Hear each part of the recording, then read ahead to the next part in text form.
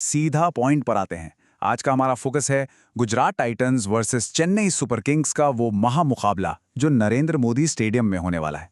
देखिए, fantasy sports में अगर आपको जीतना है ना, तो सिर्फ किस्मत के भरोसे नहीं बैठ सकते।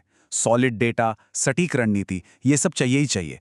पिच कैसा बिहेव करेगी, प्लेयर्स का फॉर्म कैसा है, और वो जो हेड टू हेड आंकड़े होते हैं ना, वो लिटरली गेम चेंजर साबित हो सकते हैं। इतने सालों से फैंटेसी क्रिकेट एनालाइज करने के बाद मेरी एक कोर फिलॉसफी बन गई है। अगर आपको ग्रैंड लीग जीतनी है तो सच बताऊं, वो जो भीड़ जिसके पीछे भाग रही है ना, उसे छोड़ना पड़ेगा। फेवरेट्स को ड्रॉप करने का रिस्क ही आपको वो टॉप रैंक दिलाएगा। सेफ टीम्स बनाकर आप बस अपनी एंट्री फीस वापस ला सकते हैं, लेकिन अगर बड़ा प्राइज जीतना है तो कुछ अनअपेक्षित नामों पर, कुछ अंडरडॉग्स पर दांव लगाना ही पड़ेगा।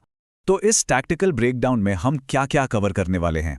पहले बात करेंगे पिच और वेन्यू ब्लूप्रिंट की, फिर टॉप वर्सेस मिडिल ऑर्डर का स्ट्रक्चर देखेंगे, उसके बाद ultimate head to head matchups, death bowling के कुछ सीक्रेट गैम्बल्स, और फाइनली हमारी फैंटेसी कैप्टेंसी प्रेडिक्शन। चलिए शुरुआत करते हैं अपने पहले पॉइंट से, पिच और वेन्यू ब्लूप्रिंट, यानी नरेंद्र मोदी स्टेडियम की सरफेस का पूरा एनालिसिस। सबसे बड़ा सवाल, आज रात इस पिच पर किसका राज होगा।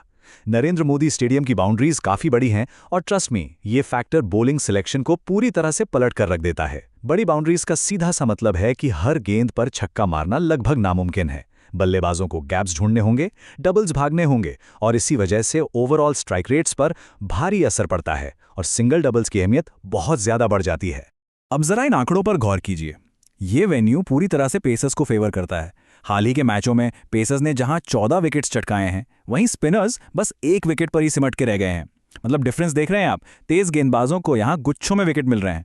पिच का एक्स्ट्रा बाउंस और आउटफील्ड की तेजी फास्ट बॉलर्स को ऐसा एडवांटेज देती है जिसे आप अपनी लाइनअप बनाते वक्त बिल्कुल इग्नोर नहीं कर सकते। 243 और 89, जी हां, ये इस वेन्यू का हाईएस्ट और लोएस्ट स्कोर है। ये नंबर अपने आप में हैरान करने वाले हैं।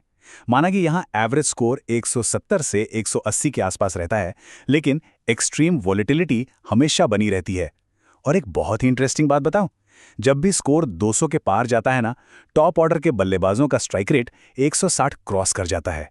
इसलिए ऐसे हाई स्कोरिंग मैचों में टॉप ऑर्डर के बल्लेबाजों को अपनी टीम में रखना एक बहुत ही क्रिटिकल मूव बन जाता है। आगे बढ़ते हैं हमारे दूसरे सेगमेंट पर, top order versus middle order, और दोनों फ्रैंचाइजीज के स्ट्रक्चर में क्या कंट्रास्ट है। इन दोनों टीमों के स्ट्रक्चर में ना एक बहुत ही दिलचस्प अंतर है। ध्यान दीजिएगा, गुजरात पूरी तरह से अपने टॉप 3 पर डिपेंडेंट है। शुभमन गिल, साई सुदर्शन और जॉस बटलर, इनकी पूरी बैटिंग इन्हीं के इर्द गिर्द घूमती है। लेकिन चेन्नई की कहानी अलग है। शिवम दुबे और ब्रेविस जैसे प्लेयर्स के इनकंसिस्टेंट फॉर्म की वजह से उनका मिडिल ऑर्डर थोड़ा संघर्ष कर रहा है। सारा का सारा प्रेशर उनके टॉप ऑर्डर पर आ जाता है, और यही स्ट्रक्चरल डिफरेंस आपकी फैंटेसी टीम के बैटर सिलेक्शन को सीधे इंपैक्ट करेगा। अब चेन्नई के लिए एक बहुत बड़ी उम्मीद की किरण है डैरिल मिचेल। ऋतुराज गायकवाड़ पर जब कप्तानी का दबाव बढ़ता है ना, तब मिचेल ही सबसे रिलायबल एंकर बनकर उभरते हैं। हाल ही में उन्होंने जो 101 रनों की शानदार पारी खेली थी, वो दिखाती है कि वो इस बैटिंग लाइनअप की असली धड़कन है। एक मजबूत एंकर प्लेयर आपकी फैंटेसी टीम में गारंटेड पॉइंट्स लेकर आता है, और मिडिल ओवर्स में स्ट्राइक रोटेट करने की उनकी काबिलियत उन्हें इस पिच पर और भी खतरनाक बना देती है। चलिए अब आते हैं अपने तीसरे और शायद सबसे अहम पॉइंट पर, ultimate head to head matchups, जहां हम माइक्रो लेवल स्टैट्स की बात करेंगे। फैंटेसी क्रिकेट में असली गेम डायरेक्ट प्ले राइवलरीज का होता है। अकील हुसैन को ही ले लीजिए, उन्होंने जॉस बटलर को 89 गेंदों में 4 बार आउट किया है। ये एक बहुत बड़ा साइकोलॉजिकल और स्टैटिस्टिकल एज है।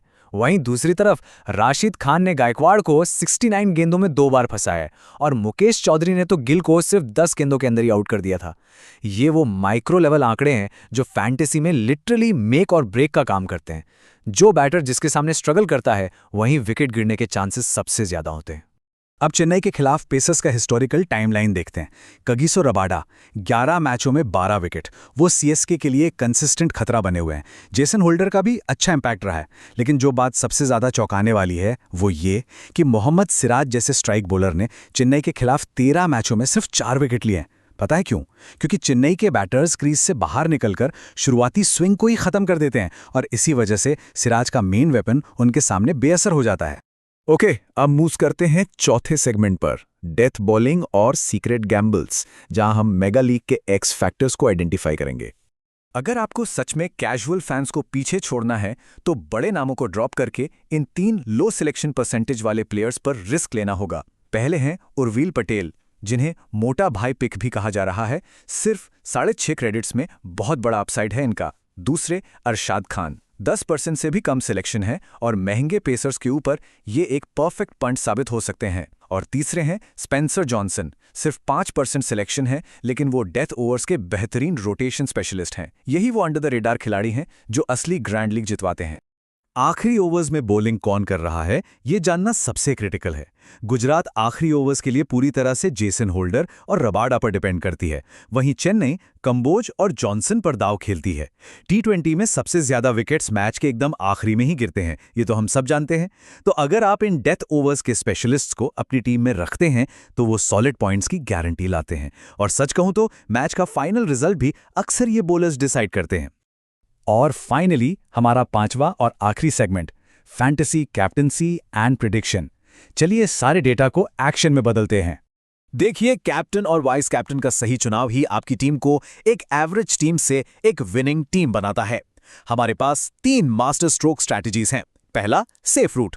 साई सुदर्शन को कैप्टन और डेरिल मिशेल को वाइस कैप्टन बनाइए। सुदर्शन ने लगातार 450 जड़ी है तो वो एक तरह से मैथमेटिकल लॉक है। दूसरा, पेसर पंट। पिच पेसर्स के लिए है तो होल्डर और रबाडा के कॉम्बिनेशन पर एक बड़ा रिस्क लिया जा सकता है। और तीसरा, कॉन्ट्रेरियन शॉक। कुछ बिल्कुल ही हटके करना है तो आर साई किशोर और बटलर का कॉम्बिनेशन ट्राई कीजिए। ये आपके ओपोनेंट्स को पूरी तरह सरप्राइज कर देगा। हिस्टोरिकल मोमेंटम की बात करें तो मामला एकदम टक्कर का है। गुजरात के पास 5 जीत हैं और चेन्नई के पास 4। लेकिन गुजरात के पास अभी एक बहुत बड़ा एडवांटेज है और वो है उनका होम ग्राउंड। उन्होंने इसी स्टेडियम में बड़ी टीमों के खिलाफ अपने पिछले 3 मैच शानदार तरीके से जीते हैं। वो जो होम क्राउड का सपोर्ट होता है ना, और पिच की रग रग से वाकिफ होना, वो उनके कॉन्फिडेंस को एक अलग ही लेवल पर ले जाता है। आप इसे बिल्कुल इग्नोर नहीं कर सकते। तो लाइनअप्स फाइनल करते वक्त आपको इसी अल्टीमेट सवाल का जवाब देना होगा। क्या गुजरात घर में अपना ये दबदबा बनाए रखेगी या फिर चेन्नई का वो वेटरन एक्सपीरियंस उनके प्लेऑफ के सपने को जिंदा रखने के लिए कोई बड़ा उलटफेर कर देगा? इस डेटा एनालिसिस का स्मार्टली इस्तेमाल कीजिए और अपनी रणनीति बनाइए। पुराने शेर और नए शिकारियों की इस जंग में कौन बाजी मारेगा, ये देखना सच में बहुत दिलचस्प होने वाला है। All the best.